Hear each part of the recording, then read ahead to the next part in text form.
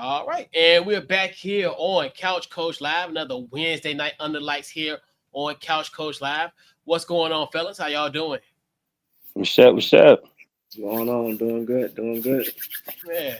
How was your holiday? That wasn't too bad. Wasn't too bad at Okay. all. Yeah. Um, I was on the road. Went to Akron, man. Thought about you. Yeah. When I went to Swenson's. Yeah. um, uh, it was good, man. Some family, like some stuff, I wish you would be with me so you can meet. Like, you know what I mean? Like, I met some cousins, but one of the cousins I wanted to see was Elmer Brown, and I'm gonna do something so that I could give him a game ball also, because he's the actual guy that influenced LeBron James. LeBron came from nothing. Elmer had everything, starting quarterback, whole nine. And I could tell in his eyes some of the subjects they was having that he ain't really getting the respect of the city like he should. I heard one of my cousins say that my other cousin named Clyde Weems, he actually played with Coach Carter. He was in the movie, sitting on the bench, and he helped organize the movie. I was a trip, man. Just talking to him, he was like he was with Kobe Bryant 2 weeks before that. Like it was a trip, man. Just seeing all my cousins. We almost 50 now. You know what I mean? So yeah, the holiday was good. You do something special too. I seen the Facebook coach. Yeah. It was all good. Just visiting family. Just good to kind of just Yeah, recharge. yeah, Obviously, just the grind itself. So it's just to have an opportunity to have literally 3 days off in a row, to actually do something. So yeah, it was definitely good just to kind of just get out of town and just be with family and just kind of recharge. But yeah, for sure. man. Don't it feel good not to work retail no more? Whoo! Let Yeah, me because I would tell I would you. be working. I would have been working. I would have been working. Uh, the whole entire weekend, Friday through Sunday, for Right. sure. Yeah, that would Yeah. have been my plans. Yeah, but yeah, man. Word. So we got a great show lined up for you tonight. So we're gonna talk a little NBA. Well, pretty much gonna be primarily NBA dominated show tonight. We'll talk about the Clippers Heat Jazz three-way trade.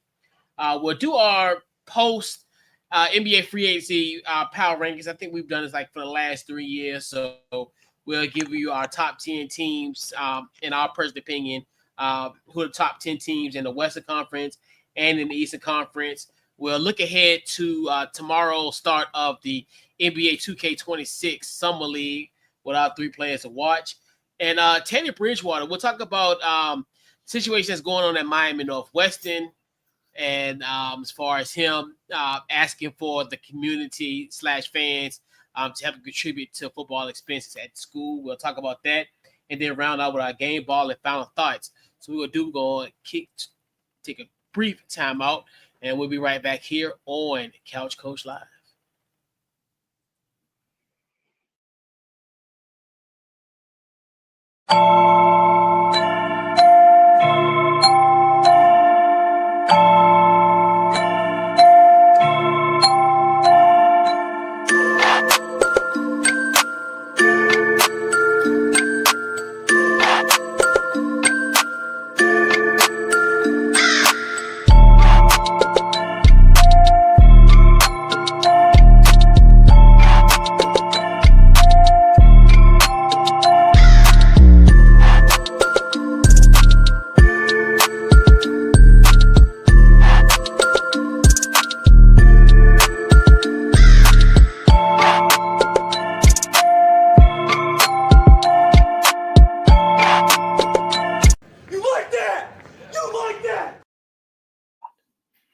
All right, and we're back here on Couch Coach Live, and definitely huge shout out to Big Kirk. I'm having a little rough outing these last couple of days with the release of quarterback and all that's here. But hey, stay strong, Kirk.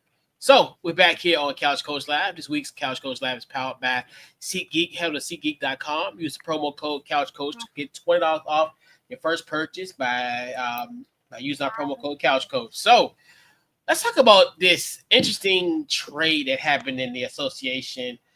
Yes, was it Monday? Yeah, it was Monday. So, well, we had the Heat, Clippers, and Jazz in a three team deal. So the Heat received Norman Powell, formerly of the Clippers. The Clippers received John Collins, and the Utah Jazz received Cal Anderson, our guy, aka Slow Mo, Kevin Love, and a 2027 second round pick. So I'm going around the horn, fellas. I'm going to you first. Ask your thoughts on this three three team deal. What you got? I think both the Clippers and the Heat got better. I think the Clippers needed a lob threat in John Collins to go with James Harden because James Harden, when he does what he does and get to the basket, he is looking for a lob threat. And John Collins can knock down the three. Um, any given night, he can give you 20 and 10, which is a added bonus.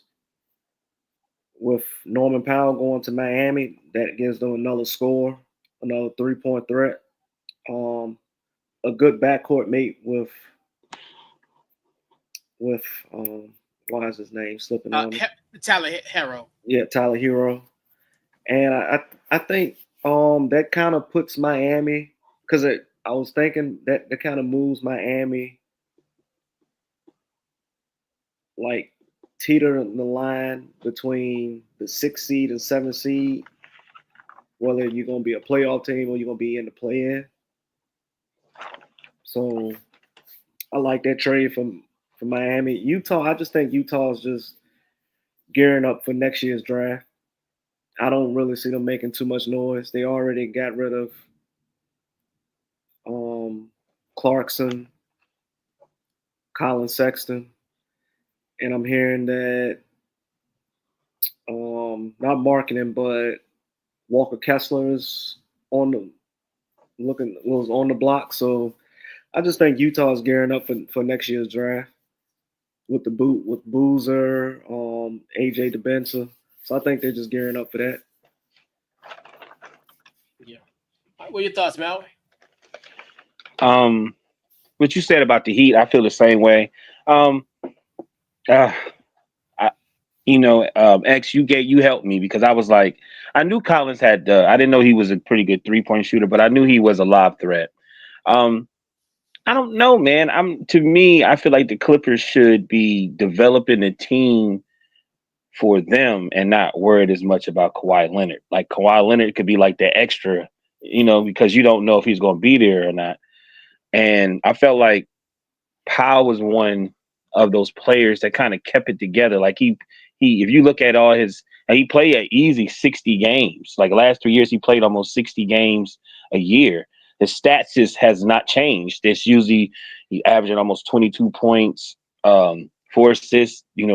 4 rebounds, three assists. Like since almost, since the beginning of his career, he made been 15, 18. Now he's up to like 23. I'm just saying he's almost like the same player. So I don't know. Me being a Laker with LeBron, I was always nervous about Powell. He was always that one that kept me on the edge of my seat. But I think sometimes in business, they know he was an asset and he deserves to go to a place where, I don't know, like he's going to be the third option, but he can easily mess around and be the first. You know what I mean? Because Tyler is a shooter. That's what he do. So Powell he could shoot, he could penetrate, he could facilitate, he could do a lot of different things, which would open up for Bam. And honestly, he's almost like a low budget Jimmy Butler if you really look at it in some type of way. He plays with the same type of fire when Jimmy really playing. So I guess you're talking about the trade. I don't know what Utah is doing, but Utah been doing that for a while since Donovan Mitchell and Donovan Mitchell was there. So I mean, I'm happy for all parties. They re-signed.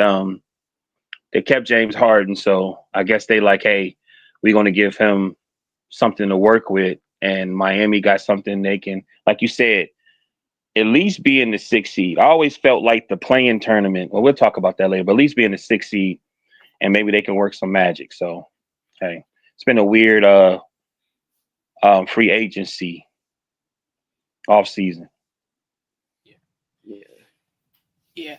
I think the Heat got the best of it all. I mean, if you look at Right. bringing like a guy like a Norman Powell, now you have that trio in a sense. You have three, I think, in my personal opinion, three all-star caliber players.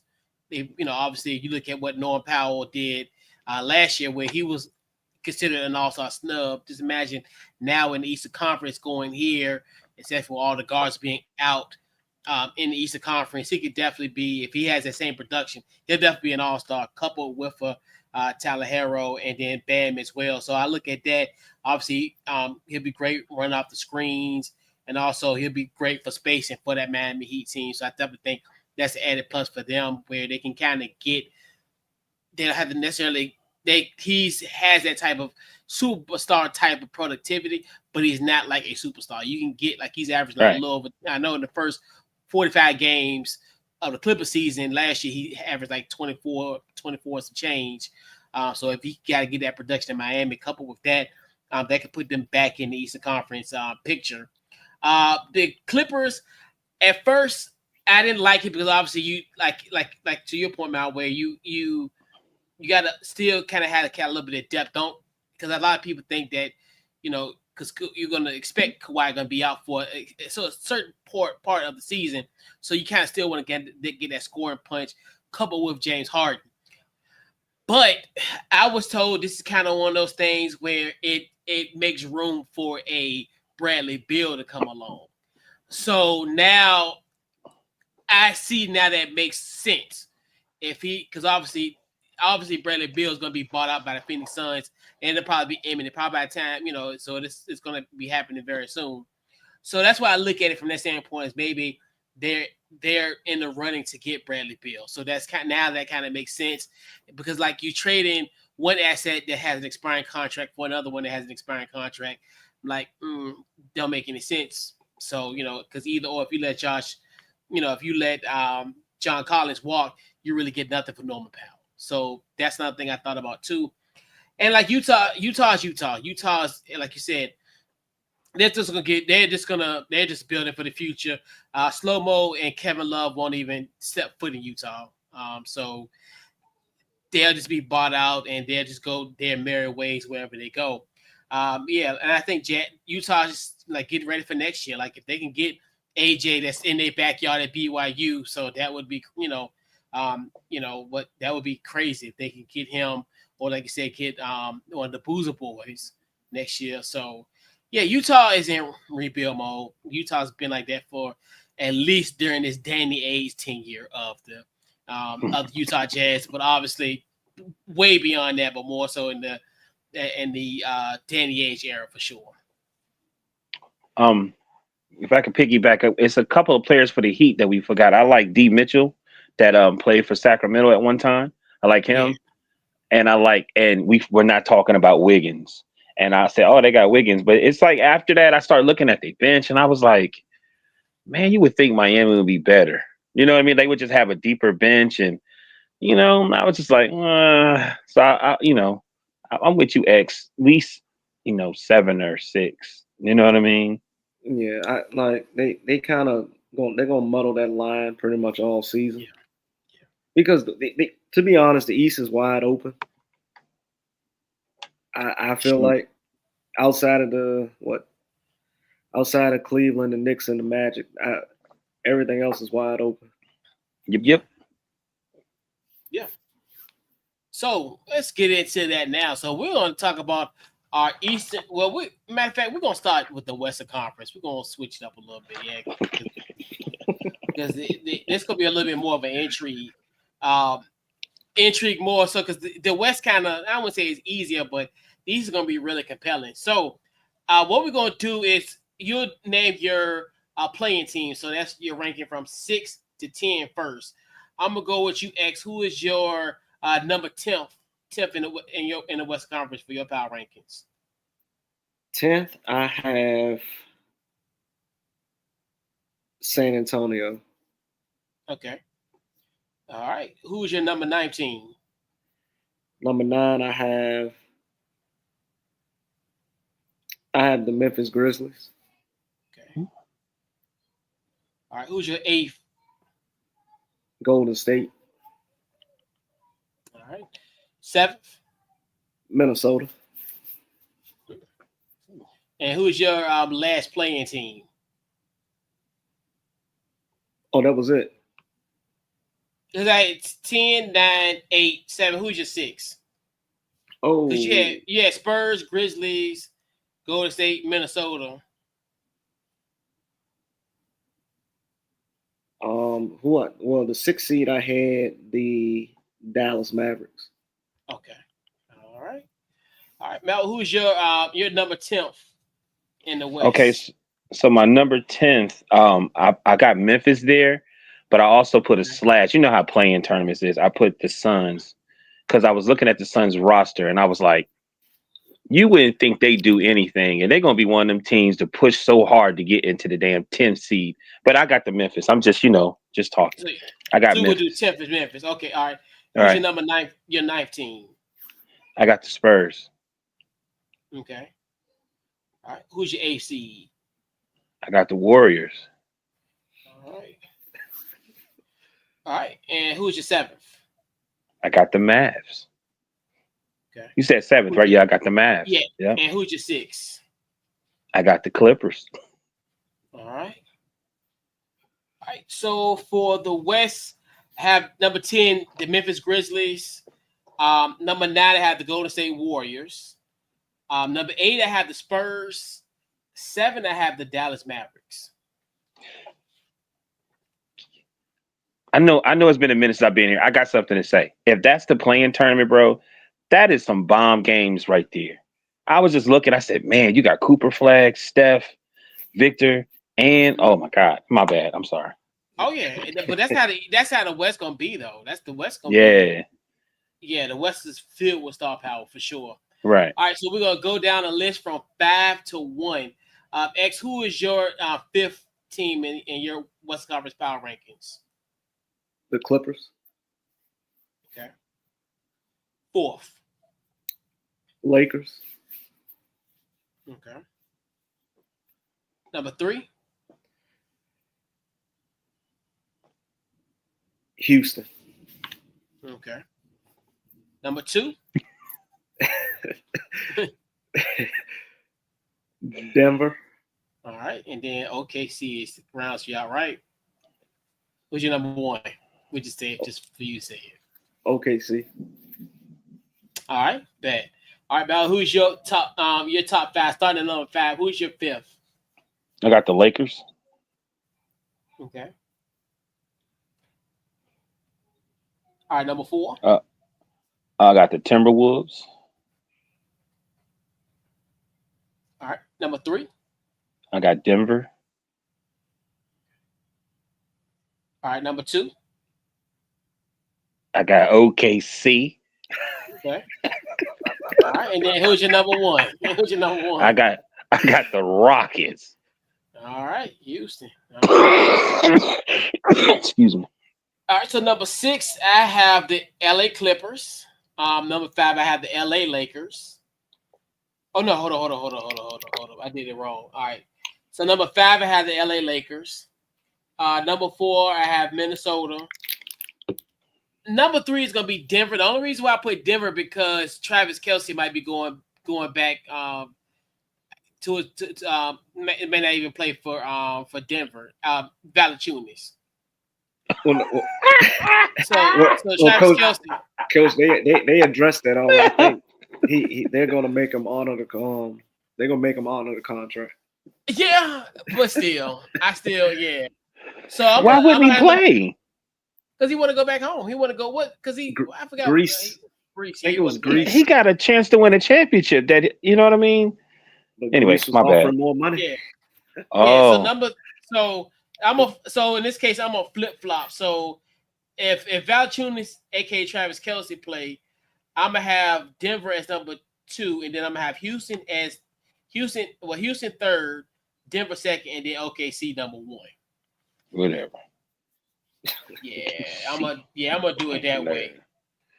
All right. So now I think the intrigue is going to be the Eastern Conference because the Eastern Conference is so wide open and it kind of lacks the star power, unlike we talked about in the West, where we kind of envision some matchups down the line. So, all right, let me That's squared away. All right, so X, I'm gonna get your matter of fact, I'm gonna start with Mal first. Who is your 10th team in the Eastern Conference? You know what? I'm gonna say the Wizards. Sure. Okay. All right, number 9. I got the Hawks. All right, number 8. I got the 76ers. Okay. All right, number 7. Let me see. I got the Pacers. Okay. All right, and who's your 6th seed? The Heat. All right. All right. Who you got? X is who's your number 10? The Raptors. Mm. All right. I mean, not bad. Number 9, who you got? The 76ers. Okay. All right. Who's number 8? Milwaukee Bucks. Okay. Number 7. I'm gonna put Miami. Okay. And number 6. Boston Celtics. Okay.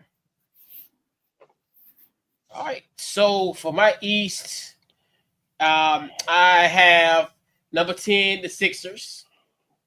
Number 9, I have the Atlanta Hawks. Number 8, I have the Miami Heat. Number 7, I have the Indiana Pacers. And number 6, I got the Boston Celtics.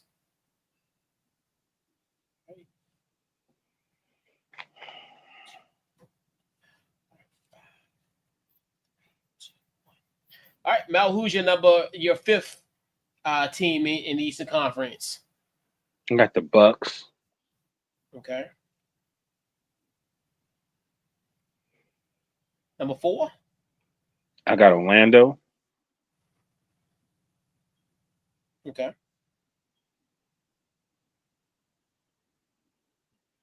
Number 3? I got Detroit Pistons.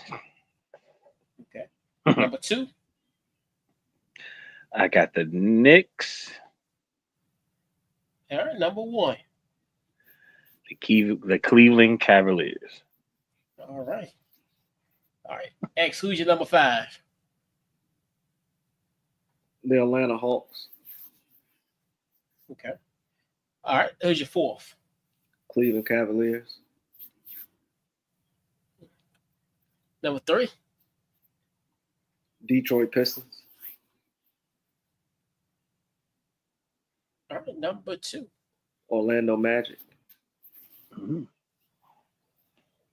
Okay. Your number 1? New York Knicks. All right. All right. So for the East, number 5, I have the Milwaukee Bucks. Number 4, I do have the Orlando Magic. Number 3, I do have the Detroit Pistons. Number 2, I have the Cavs. And then number 1 is the New York Knicks as well. So I'm the only one that put the Celtics on the jump.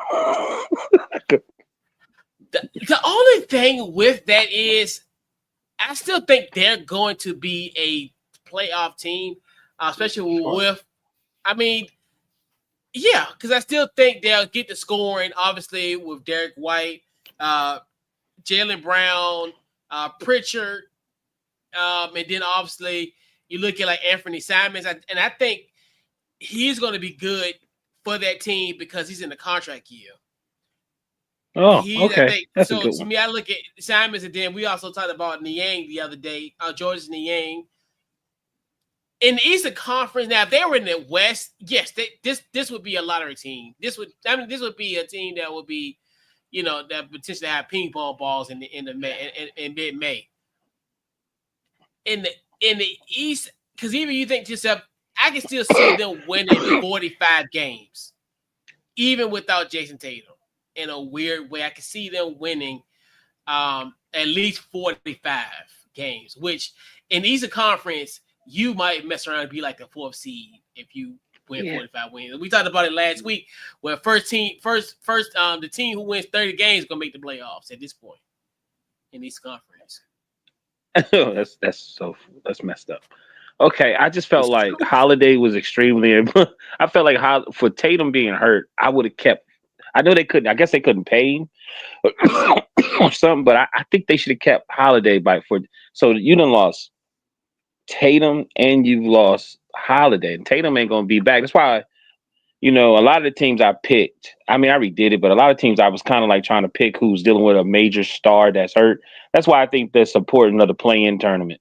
You know what I mean? Because like, as long as your team can keep you at a certain place and your star come back or your important piece, then you can push. You know what I mean? So it was hard for me to do that. I just felt like I think it would be okay for them to even take like a year. You know what I mean? Not saying they should, throw the season away, but yeah, man, it's a lot of big changes. Like everybody talking Jaylen Brown is okay. It's gonna be on you, homie. Let's see what you do. You know what I mean? And then, everybody was saying that White and Holiday was basically the same player, but I just remember some of them strips that Holiday got that year they won the championship. I'm just saying, and he's an important piece. So, but yeah, we all toss up. Because they was had to do something because of just the financial. They were in that what they call like second apron where they were just overpaying guys. Cause I don't know if we were talking about it where it's almost like it was almost $1 billion in salary at one point. So it's between, and then also losing like an Al Horford too doesn't also hurt them as well. Like I said, I don't necessarily think Boston will be a contender, but I think they're still a playoff team, just because of the fact with everything that was going on in the Eastern Conference. Obviously, with no Tyrese Halliburton, obviously with no Dame Lillard, so and then obviously with Milwaukee kind of getting them out turnover, which that's like we talked about last week, kind of an interesting move for the Milwaukee Bucks, but yeah, I mean, it's gonna be interesting because I still think Boston and Indiana will still be playoff teams, but I wouldn't necessarily think they would be. They're not gonna be like your contenders. Like they're probably losing the first round. I can see them having a first round exit, but and I think like with the Knicks, obviously we talked about like with Jordan Clarkson being there, they legitimately have a bona fide 6-man type of guy on this team, and he'll also be great in spurts when you kind of have like off nights by Cat or you have off nights by Jalen Brunson or what have you. But that was the biggest piece. And I know obviously with the Mike Brown angle, you're like, okay, they just got a brand new head coach, and then their coach search was a little wonky. It's like you're trying to get permission for other coaches or other teams. I'm like, nobody's going to give up their coach for you to be their coach. Nobody. It's like it was the classic case of seat taking, Forrest Gump style. Forrest won't get no seat nowhere, and you would have been a fool if you would have did what Jenny did. You would have been a fool to get rid of your coach, like an email duck or who other guys that they were looking at. Jason Kidd, like, no, this ain't Jenny. We ain't give you no seat. Crazy. Right. Yeah, look, I got Philly ranked so low because you can't trust them being available. Yeah. And I got Milwaukee in the play-in because I don't trust their guard play. I'm not trying to be disrespectful, but their guard play isn't right. Because you was Gary Trent Jr. and our boy from Kevin Porter. Kevin Porter. Oh yeah, Kevin Porter Jr. Yep, Kevin Porter Jr. Yep. Yeah, I don't trust that either, like you said, and that's why I looked at that Ross and I was like, okay, Giannis gonna stay. That's the thing. I don't know. Because I'm like, remember he was watching the offseason. I'm like, right. I feel the same way about Booker. I was like, man, you made it to the finals and they just messed the whole team up. And some of your players that was part of your core is deep in the playoffs, and you sitting over there playing Jackson marbles, and you know what I'm saying? Like you, like I feel like you know what I'm saying? I felt like you supposed to be you out on the outside looking in, everybody in the playoffs, and you should be in the playoffs, and you're not. You know what I mean? Because they sold the team, got new ownership, got rid of the coach that changed the franchise around, got rid of this, got rid of this. Okay, brung in KD. Man, I'm so happy I wasn't on the last few shows because I was gonna say some real rude stuff about Kevin Durant. I love Kevin Durant, but I'm like, okay, it's starting to feel like this is like you just deplore for you know what I mean, to almost like mess up teams, almost like you know what I mean. Like I don't know if y'all understand what I mean, but like when he went to like everything, when he went to the Warriors, they sold the team, right? Didn't they still sell the team when he went to the Warriors? No, because he Or they came got a there. new arena or something like that? They got to well, no, Yeah, after he left. after They were he building. left. They were building it while he was there, but he Right. won't. He won't. Yeah. Well, so it wasn't new ownership or anything like that. Thought they sold it, did something with some selling to some of the team, and that's one of the reasons the I think GM left. I think all that happened after Kevin left. Okay. Yeah. Well, we all know he went to the Brooklyn Nets, and they gave him and Kyrie basically could do whatever they want. They got the coach they wanted. That didn't work out. Then you go to the Phoenix Suns. He almost did the same thing, and I was just like, you got a lot of these young players. Like I'm talking about, like Booker. You know what I'm saying? That finally had a nice core. They was dangerous, and now you look at it, and it's just like I seen something. They said they got Dylan Brooks and blah blah blah, and they trying to sign Booker for a certain type of extension or something like that. And I was like, man, if you and Giannis don't take your career in your hands and do something, unless you just cool with getting the bread. I mean, oh, he signed it. Hell, He signed it. Yeah, he signed it. It's he done. signed it. Yeah. Oh yeah, he signed Okay. it. Because what 2 year 150? What was like 75 a year? Yeah, 75 so that's what I'm saying.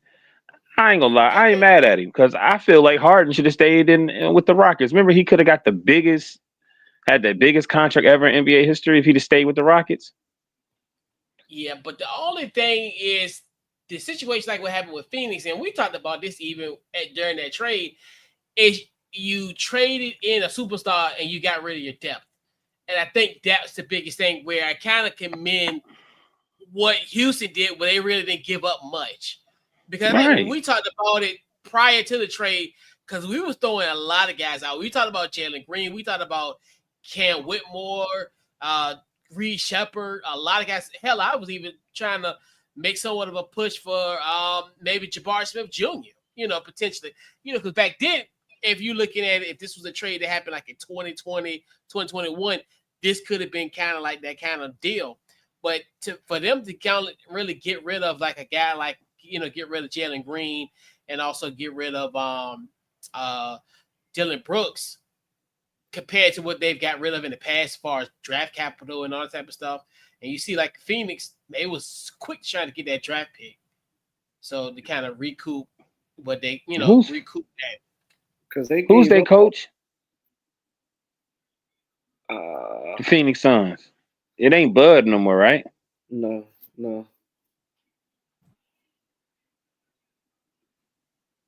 It was an assistant coach from Cleveland. It's like something. I just want to let you know you did a good job right there. He was the Cavs assistant head coach. Okay. Yeah. God, what is his name? I know it's eluding me too.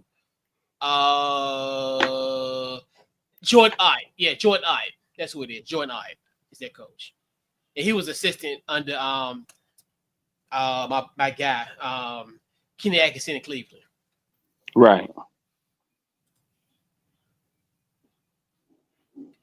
And do you think Joker gonna leave? I feel that for some reason it's like all signs are pointing to it. Like it's a potential that he could leave. Because didn't he decline? The Well, option. I mean, the yeah, extension. Yeah. So, I mean, it could be a world in the NBA where Joker is no longer on the Denver Nuggets. Possibly. I think he's gonna be with the Lakers. Ain't gonna be no LeBron there. It's gonna be him and Joker. Yeah. I felt when they played in the All-Star game. I think it was 2023. I felt like they was having a good time playing dodgeball with the basketball. They didn't care about nothing else. They was just having them a ball. You know what I mean? And I was like, watch these two end up playing together. Anyway. Yeah, because but you got Aiden there. So unless he become like this, if he become like he was in Houston, not Houston, but Phoenix and Portland, yeah, Joker might be next. Because he been a problem. So Yes, when Monty Williams got to look in your face, man, come on now, you got to play hard. You got to have some heart. Something ain't right. I'm sorry. Yeah, he had to tell you that in the NBA Finals. Exactly. Excuse me, fellas. Sorry about that. It's a problem.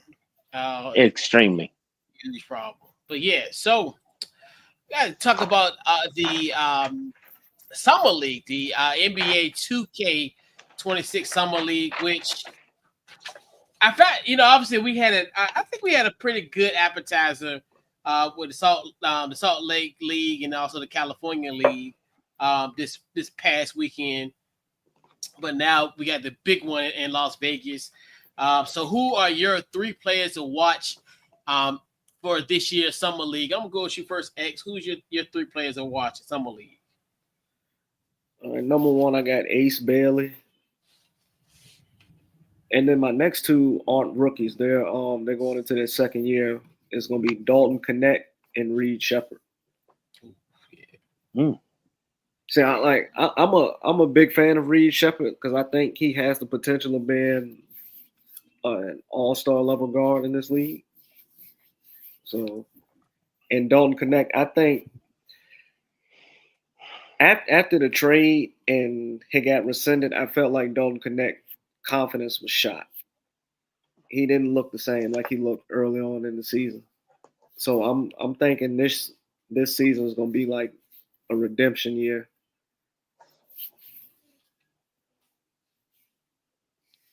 Yeah. Let's see. Amal, who's your three players to watch in Summer League? I got VJ Edge. I've never seen him play, so I was watching his highlights today, and when I heard people like necessarily talk about him, and I was thinking of that team where we say those two older guys get hurt a lot.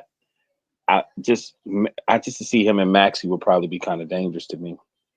But I got Cooper Flag. Like he's another one. Like I want to believe the hype, so I really want to see him play. Like I really want to, not in college. I really want to see him play. You know what I mean? I got Dylan Harper. I think it's Ron Harper's son. So and then he hasn't had a chance to play. So as when I was watching today of some of the guys, I heard him talk. I said, and I looked him up. So he got a groin issue. I was like, okay. And then I don't know. It's something about the Spurs team. It just seemed like they're getting a lot of pieces, and it's like it seemed like they're all over the place. Am I tripping X about that? It just seemed like they don't have a plan. Is something wrong with me for thinking that? I'm like, I think their plan is like obviously you building around Wemby, right? But then I think they like the idea of having like 2 point guards on the floor with Harper and Fox. But then also it's a lot here. I heard a lot of people say that the Dylan Harper pick was just in case the De'Aaron Fox scenario doesn't work out to their liking. Okay. So they already have they'll have Harper, Stephon Castle, and Wemby as your core three. Okay. So yeah, Okay. I think they basically want to be like an OKC of Texas. I mean, basically that's what I look at it from the standpoint of, because and I think everybody's trying to be like that. Where I think even like, and I kind of had to kind of revisit kind of how we talked about Charlotte last week, as far as just being trying to be guard heavy, but it's to a point where it's the depth. It's all about trying to create that depth and just trying to figure out what's going to work and what's not going to work for you. So I got you. like what's going on with San Antonio, I think they're probably more on a better curve than Charlotte when it comes to trying to be like OKC, and then also kind of being like Indiana, where you kind of have, you know, just like a cavalry of guys kind of stepping up, like you said, Stephon Castle, the rookie of the year, then also De'Aaron Fox, and Dylan Harper. So yeah, they're just trying to build like a stockpile, and like you said, just kind of figure out what happens. And the good thing about it is either or, sometimes it'll be a great trade asset for down the road. Right. And I think it should work because De'Aaron Fox has played in like a 2-point guard system. Because if you remember back in Sacramento, they had Tyrese Halliburton. So right. I mean, they didn't really win anything, but it worked. They was emerging. It was, right. Yeah. And who was it? Because what they remind me, it's like they got rid of Halliburton too prematurely. Yeah. Even I know they did get Sabonis in return, but still, look what Halliburton is doing now, and kind of the playoff run that he had prior to Game 7. But I feel like Halliburton needed that. He wouldn't be able to flourish like he is now. Yeah. Still playing in Sacramento, because you wouldn't have Sabonis and you'll still be playing in a 2-point guard system. I mean, like I said, having a 2-point guard system, it has its pros and cons. Yeah. So either or, yeah. I mean, yeah, he probably wouldn't have been as, like you said. I think that like that trade, especially early in his career, probably threw him for a loop. And like you said, was somewhat of a moment for him. Like, you know what, I'm gonna shine. I'm gonna do my thing. Like it pretty much created a monster for him. But yeah. So no, go ahead. So the 3 players I'm watching in Summer League. First off, it's gonna be Max Shulga, obviously from BCU, the A10 Player of the Year last year. Also preseason, and also was the A10 Player of the Year for the Boston Celtics. He went to the best situation possible. Like that scenario works best for him. It's almost like, to me, it's like hand in glove fit. And I'm like, he's going to get some time in Boston this year. I know he's on a 2-way deal where he'll probably bounce between them and the D League, G League affiliate. So I think I want to see what he can do. I've seen some stuff in the practices this past couple of weeks. He looks pretty good, and that's one thing too. He's a great example of like getting feedback from the NBA and then coming back and sharpening your game. I think a lot of people should definitely look at kind of what Max Shulga can do. I definitely looking forward to what he can do with the Boston Celtics, not just Summer League, but next year as well too. RJ Davis, him with the Lakers. I'm curious how he would be in that rotation. He's obviously undrafted, so we'll see what he can do. I can maybe see him down the road somewhere with that as well. A guy who I really like, and this is another VCU guy, a former VCU guy. I really want to see what Ace Baldwin Jr. is going to do. Obviously, if you remember, he was a 2022-23 A10 Player of the Year when he was at VCU. Tough as nails guard, going with the Memphis Grizzlies. And Memphis has done somewhat of a good job of developing young talent. I'm not necessarily thinking that he's potentially going to be on the starting lineup But he's gonna be a guy I think could definitely. He's gonna make guys kind of look like, okay, yeah, we might need to give him a shot. He's as tough as nails. He's one of those guys if I was in a dark alley, I would want that young man side by side of me, because we go scrap and and beat them opponents for sure. He's a dog, and obviously from BCU, but was at Penn State the last 2 years. So those are my three for sure. Okay. Yeah. Okay. Well, honorable mention. I do got to honorable mention. Jack Clark. Obviously, A10 tournament MOP, Philadelphia 76ers. What he's gonna do there as well too. So, yeah, it's gonna be. I cannot wait for some league. Some league. It's always a fun environment, and the tickets for tomorrow night's game is like well over $1,000 to see.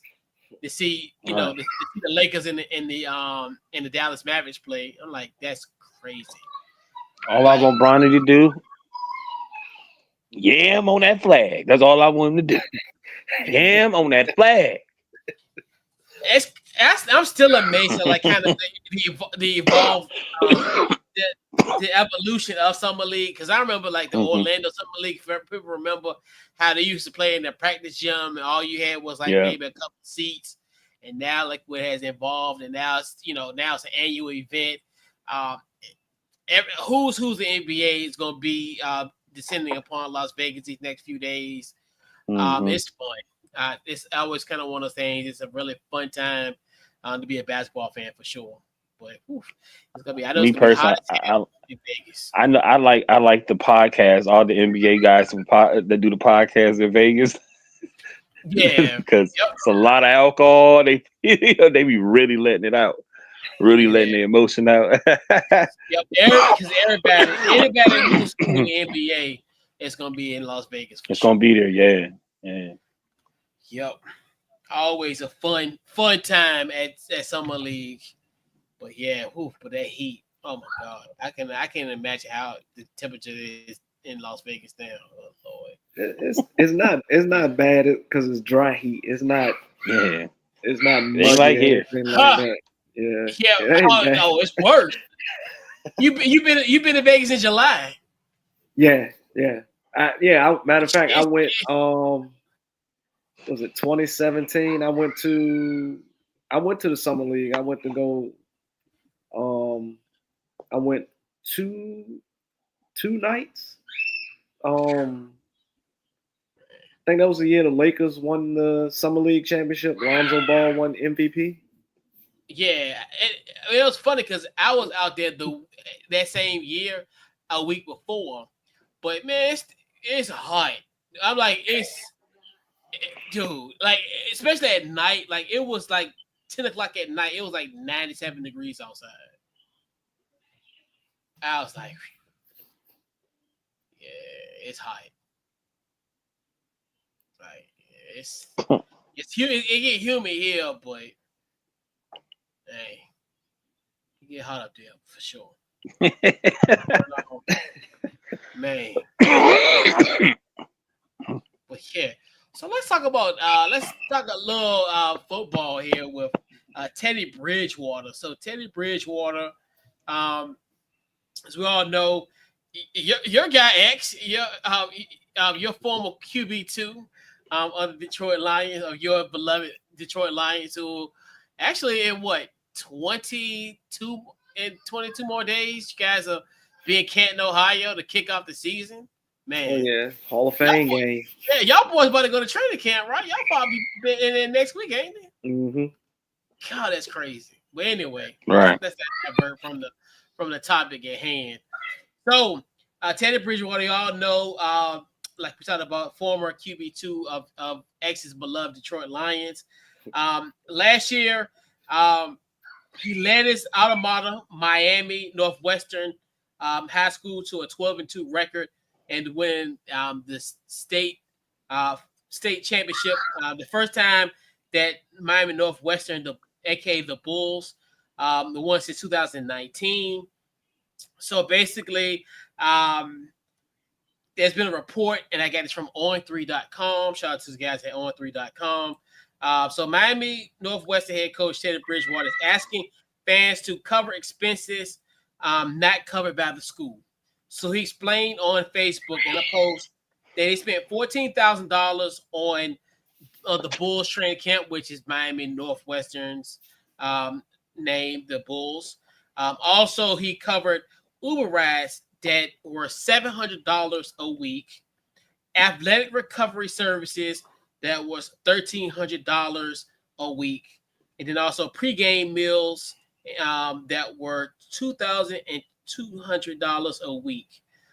So, what you guys' thoughts on Teddy Bridgewater asking the Miami Northwestern high school community for donations? I'm gonna go with you first. X, what you got? Yeah, I haven't really heard too much about this story, but I'm with Teddy Bridgewater, man. Get all the help you can because it should be no reason a coach or any coach should have to come out of his own pocket for certain expenses. I mean, I'm as you were talking, coach, I'm thinking like they don't have. We used to call them back in the day activity buses. Will take you from the school and take you to pretty much like a drop off point. Was were you close to home? Was like walking distance, or a parent or family member can pick you up and take you back home. So, but that was over 20 years ago. I'm talking about. It was no such thing as Uber back then. So, Nah. yeah, I feel like the school and the community should step in and donate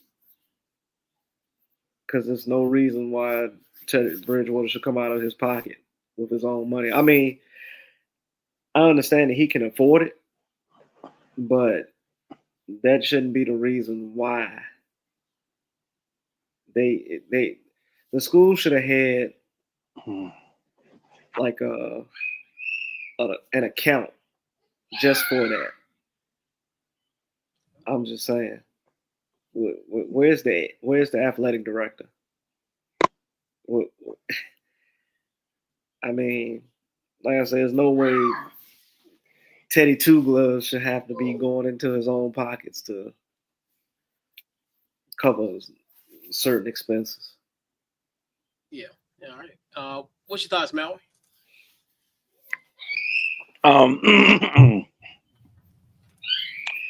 This is a college, so it should. How can I say this? High school. Boy, let me tell you, High it's school. high school. High school. Okay, it's high school. Yeah. I'm sorry. So okay, it's high school. Um,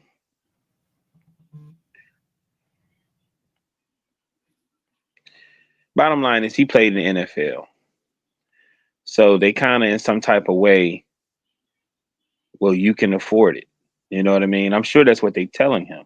Now, I don't know. Like you said, X, I don't know much about it. Well, maybe he could use his celebrity to get people to sponsor, and maybe that's what he's trying to do. But they put donations out there. Speaking of that, today I was delivering Red Bull at a tobacco place. I walked out. A young man came out and said, "Hey," he had Skittles, Starburst, all this stuff. He said, "What's up? Would you like to have some candy?" I said, "How much is it?" He said, "Oh, it's just whatever. It's by donation." I gave him $2 because I only had $4. So I gave him $2 and I said, "Man, if you feel like you can keep it for yourself or you feel like give it to somebody else and blah blah blah." So I thought this was college. So now my whole perception kind of changed.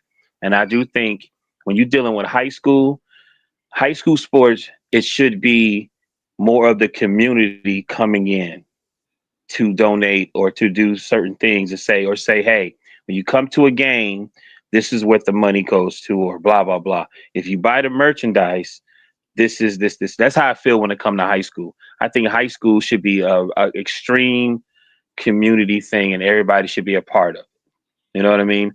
I don't have So I think for me, yeah, he could pay it. He this and that, but what he's saying is it's more than just paying. It's more like we want y'all to be a part of these kids. These kids want y'all to come to the game. They want to see y'all cheering them on. That's how you help a community out. You know what I'm saying? So that's how I feel. I'm happy that he's doing it because he could just pay for it all himself and this, and that. He don't have to, but he could. And then once they keep winning, and then everybody come. But if you donate and be a part of it now, you can be a part of something special that's going to grow. You know what I mean? So, hey, man, I like what he's doing. I thought it was college. I apologize. And kind of what we said kind of before the show. My thing is, it falls on the athletic department, on the AD, in my personal opinion, because these aren't like stuff like as far as these expenses are football related expenses. Where it's just like, you know, these guys do still need transportation. These guys still need still need athletic recovery, and you still have to pay for the meals. I don't necessarily think those should be in the athletic budget.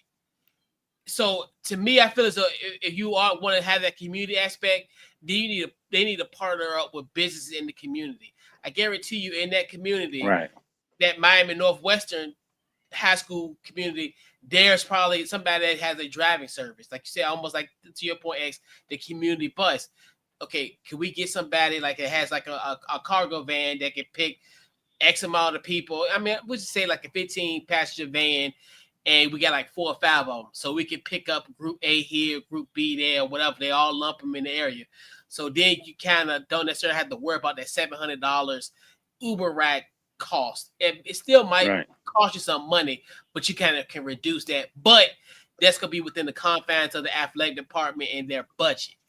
That coming out of Teddy Bridgewater's pocket. The recovery place.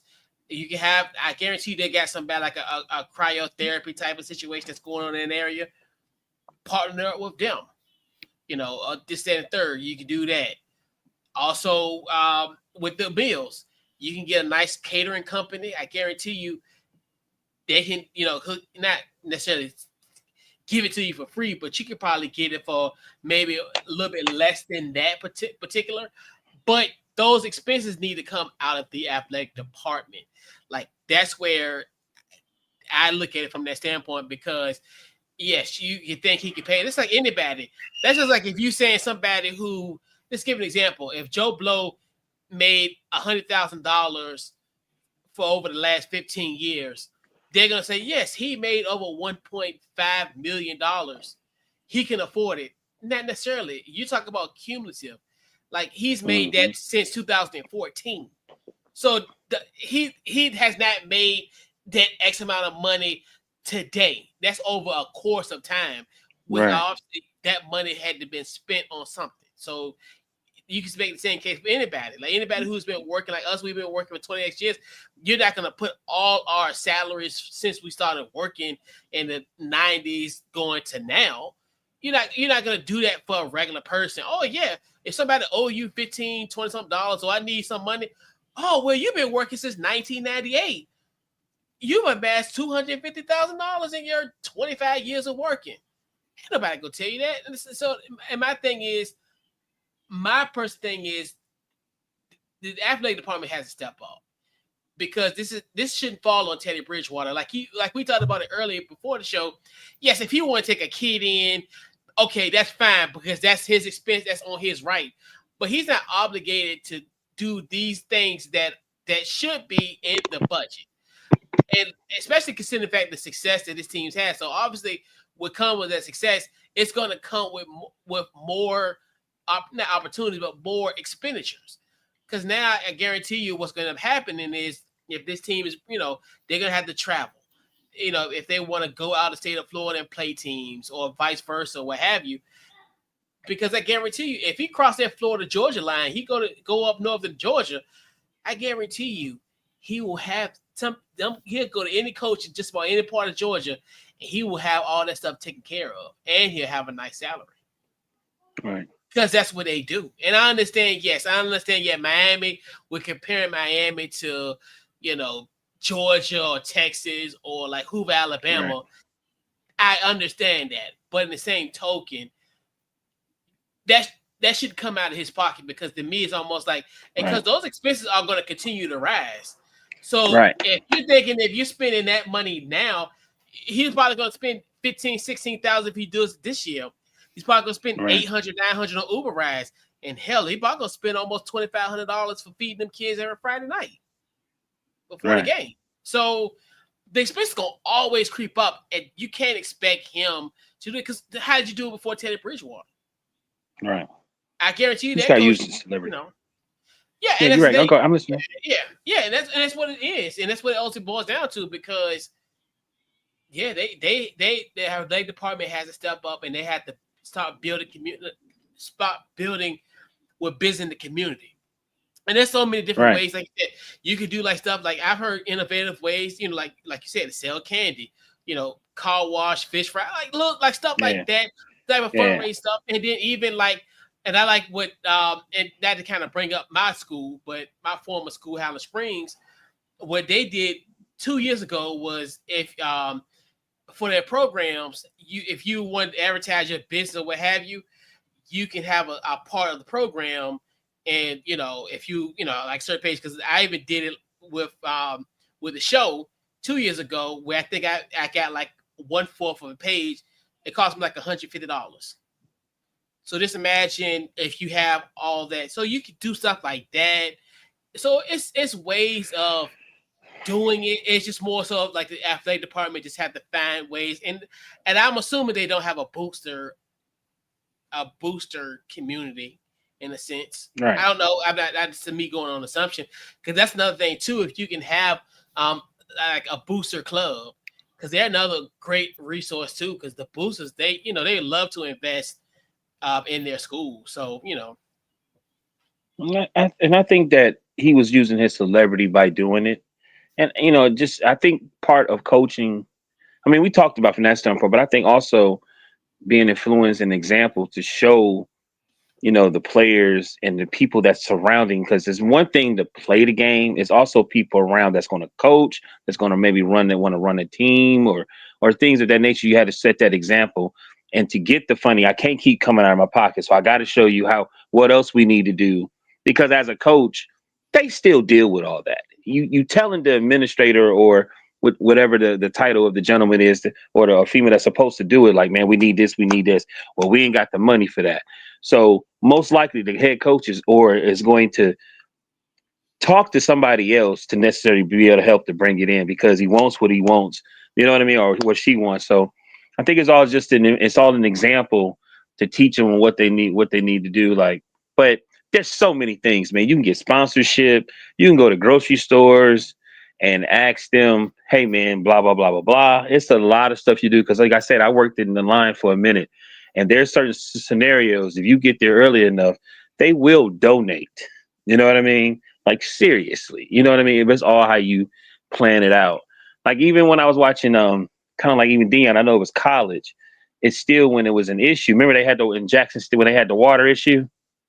Yeah. And they couldn't get, you know what I'm saying? He had to use his money, but he also started using his influence to bring it in. And I think Teddy's doing that too, bringing his influence and say, hey, we need blah, blah, blah down here. And there might be people out there who's looking to do stuff like that, to help a program, or want to donate for stuff like that. You know what I mean? So like, hey, man, you cannot always be the crutch. You still gotta teach. You gotta show, okay, we got to figure out another way to bring all our money out, because I can't just be the crutch. If that's the case, then it need to be Teddy, Bridgewater, Western, whatever. You know what I'm saying? Like, you know what I mean? Yeah. And like you said, he's definitely like I said, it's more so. I just put the onus on the athletic department, where for them to even Teddy Bridgewater to come out of his pocket for this, I just think it's not fair. I mean, considering the fact that he's already given his time and effort already, on top of now a financial thing, where I understand like this whole, you want to go home and you want to be that prodigal son, in the sense where you want to help that team and because we all got that emotional connection to a high school, or where we went from. So it's always kind of one of the things where, and that's where I think it's going to be key for him to hopefully build like a booster community, strengthen relationships within the community, because it's right. and that's opportunity for sure Hey. that he can get the ball running for sure Right. without putting without him contributing in that kind of manner. But It is Miami. I'm gonna and that's stay why over I here in the said corner. I'll be quiet. that's true, and that's what I was saying. Where I didn't want to not to be insensitive about it, because I talked about he crossed that Florida Georgia line, Right. he wouldn't have this issue. But we know what's going on Miami is an underserved school potentially from a financial standpoint. So so it's kind of like you said, and he wouldn't have that problem if he went to Texas, where he probably would have been playing in a $70 or $80 million stadium, and a state of the art type of facility compared to where he's at now. So but it's still ways to get stuff done in that community, because so they're gonna have to find a way. But like I said, almost the next point, where the onus is, to me, is on the athletic department. I don't necessarily think, and I understand, yes, Teddy has that celebrity and all, but he still need the help, the backing of, especially from that, because these aren't look, this is like necessities. Like, the kids got to eat before the game. The kids obviously got to get to and from practices, and they got to get post game recovery. This stuff isn't. This should be deemed as a football. This should be football expenditures. See that's why Texas is so ahead of everybody. They got that oil money in those boosters, man. They do not mind, especially when it's football. Yeah. Oh man, it's like a open checkbook. Just right. They playing $80 million stadiums, like high school. Friday nights, packed house. It's the biggest sporting event in the town. It shuts the town. It shuts the town down. It's if you ain't at the football game, it's like that in Tennessee too. But yeah, it's this thing about it's just like we talked about it. It's just the difference of communities. Even I think even in Georgia, I think he would get not necessarily not Ohio, but Texas type of treatment. But he'll probably break even where costs But see, that's what's so surprising about it being Miami, because Florida is also considered a football state. It is, and that's where everybody recruits. Everybody literally, Florida is the hub of recruitment. It's almost like everybody trying to mark their territory in the state of Florida. Every coach in the country, regardless of what point you are, you go down to Florida and you get these guys. Yeah, because they run with no shoes on. I get it. Pretty but much. They most likely. Not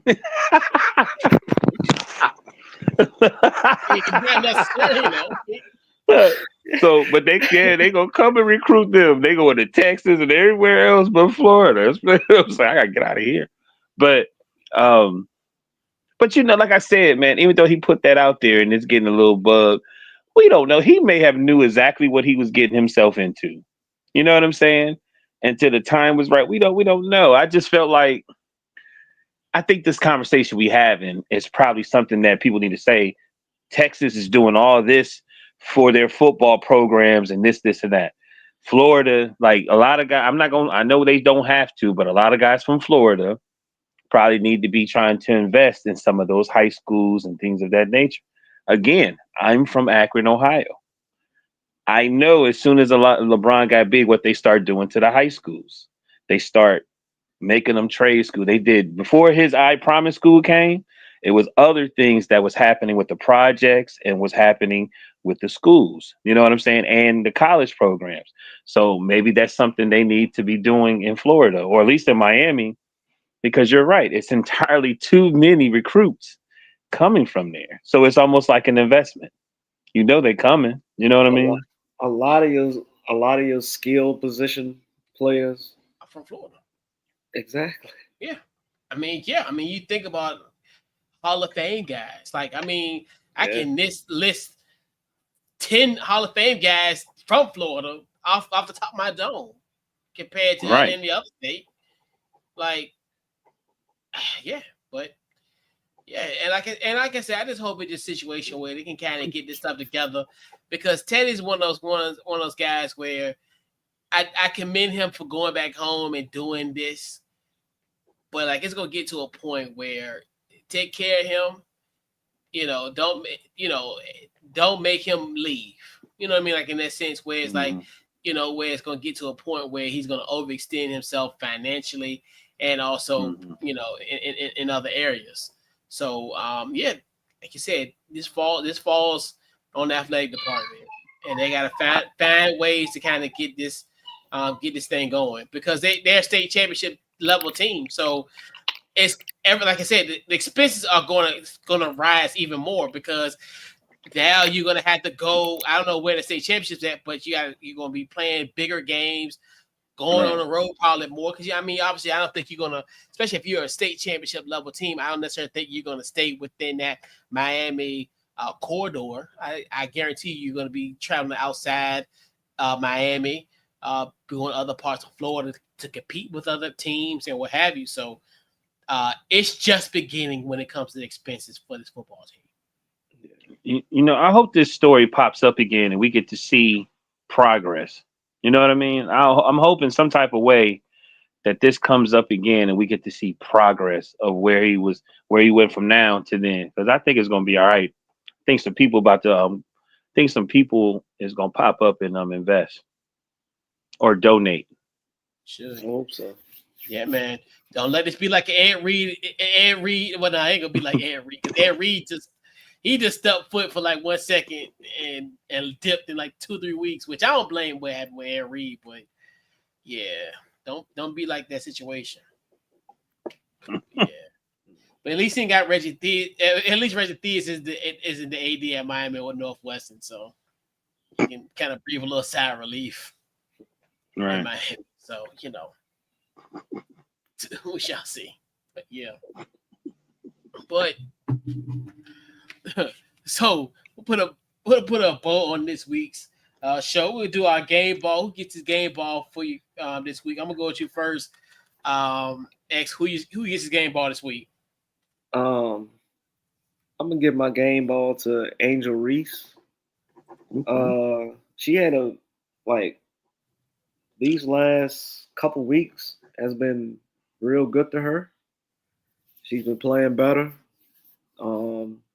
Made the All-Star team for the second year in a row.